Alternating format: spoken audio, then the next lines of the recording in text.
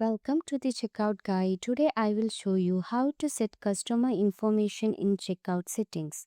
So if you're new to this channel, please subscribe, like, share, comment and press the bell icon. Let's get started.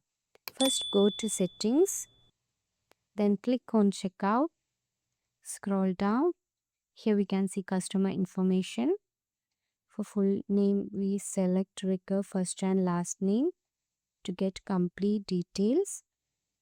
Company name we set optional because not all customer have company.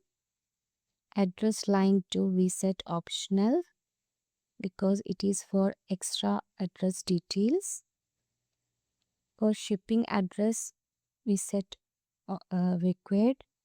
Phone number for delivery contact. Then say changes.